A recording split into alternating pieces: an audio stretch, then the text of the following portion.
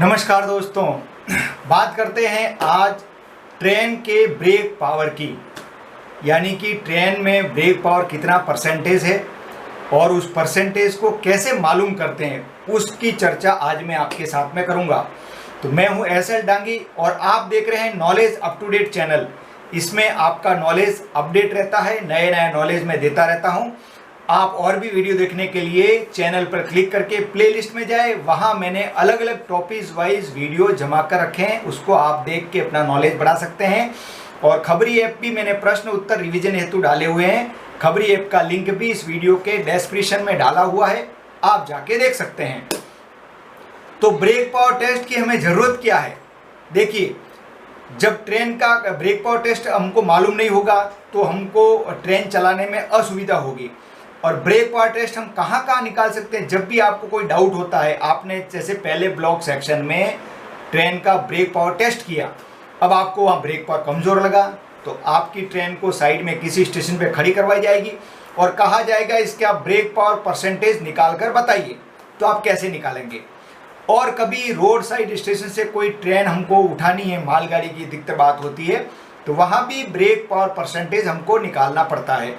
निकाल के फिर जीडीआर पे लिखना पड़ता है, तो ये ज़रूरत पड़ती है हमको। या फिर और कोई डिस्प्यूट हो जाता है तो वहाँ भी ब्रेक पावर परसेंटेज हमको निकालना पड़ता है। और हमको अगर निकालना आता ही नहीं है तो फिर कैसे निकालेंगे? तो बात करते हैं ब्रेक पावर टेस्ट कैसे किया है, ब्रेक पावर को परसेंटेज को कैसे निकाला जाता है। तो इसमें क्या करना होता है कि एक बार हम A9 से एप्लीकेशन करके बीपी प्रेशर ड्रॉप करेंगे 1.6 kg, यानी कि 1.6 kg बीपी प्रेशर ड्रॉप करने पर ट्रेन में जितना ब्रेक लगना होता है वो पूरा लग जाता है। मालगाड़ी की जहाँ बात कर रहे थे तो उसमें ब्रेक सिलेंडर में जो प्रेशर जाना होता है पूरा का पूरा चला जाता है। ये हमको खुद A9 को एप्लीकेशन पे रख के खुद विजुअली जाके पूरी ट्रेन को देखना होगा। उसमें कितने ब्रेक सिलेंडर, हर एक ब्रेक सिलेंडर को देखना होगा और वो ब्रेक सिलेंडर जितना बाहर निकलना चाहिए, यानी कि ठीक तरह से ऑपरेट होना चाहिए, उतना ऑपरेट होगा तो वो मान्य होगा। ऐसा नहीं कि थोड़ा सा निकला और हमने मान लिया वर्किंग में, नहीं।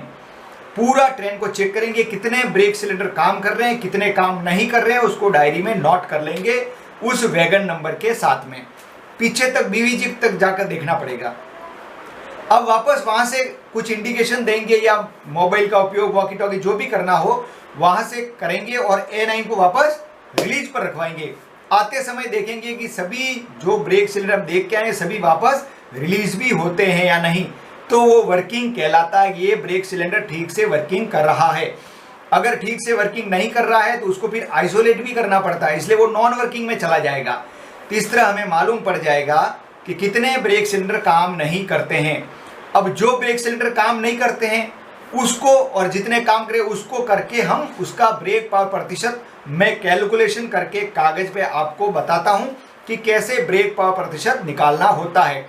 यही ब्रेक पावर प्रतिशत आपको जब आपका ब्रेक पावर सर्टिफिकेट होता है ना, उसमें भी आप देख के निकाल। उसमें भली सोचो कि माना कि आपने गाड़ी चेक नहीं किया, लेकिन उसमें total brake cylinder, working brake cylinder लिखा हुआ है, तो आप तुरंत कैलकुलेशन करके निकाल सकते हैं इतना प्रतिशत ब्रेक पावर है। ये जानना अति आवश्यक है। तो आइए अब मैं आपको कागज पे कैलकुलेशन करके बताता हूं कि ब्रेक पावर प्रतिशत कैसे निकाला जाता है।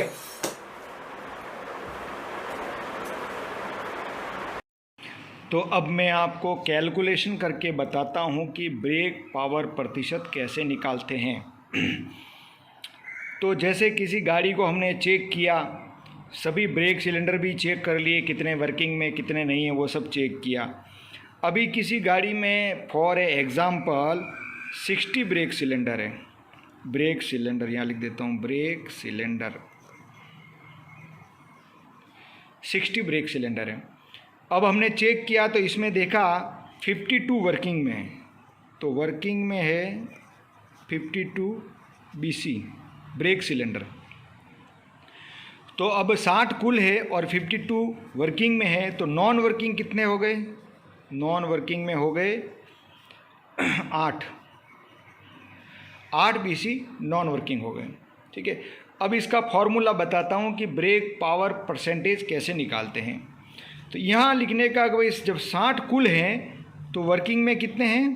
52। जो अपन ने बचपन में 6ठी 7वीं 8वीं में प्रतिशत निकालना सीखा था वही है। जब 60 कुल है तो वर्किंग में 52। जब कुल 1 है तो वर्किंग में कितने को 52/60। और जब कुल 100 है, 100 का मतलब प्रतिशत निकालने का, तो 52/60 × 100। ये फॉर्मूला है इसका जो अपन ने बचपन में पढ़ा था। तो यहाँ पे देखेंगे 0 से 0 कट गया। अब 2 का भाग, ये सम संख्या, ये भी संख्या, तो 2 का भाग दोनों में जाएगा। यहाँ काट दिया, 5 आ गए, 5 दूनी 10 होता है, और यहाँ 3 आ गए।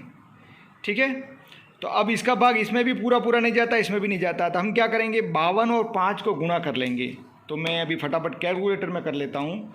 52 × 5 बराबर 260 हुआ, ये 260/3। तो इसका भाग अब 260 में देंगे। ठीक है, तो 3 का पहाड़ा बढ़ गया, 8 3 24, ये 8 आया, 8 3 24, 2 बचा 20 हो गया, तो 6 3 18, 6 3 20 हो गया। अब ये आगे कोई संख्या नहीं है तो पॉइंट लगा देंगे, और फिर 20, तो फिर 6 3 18, यानी कि जो ब्रेक पावर प्रतिशत आया 86.6%।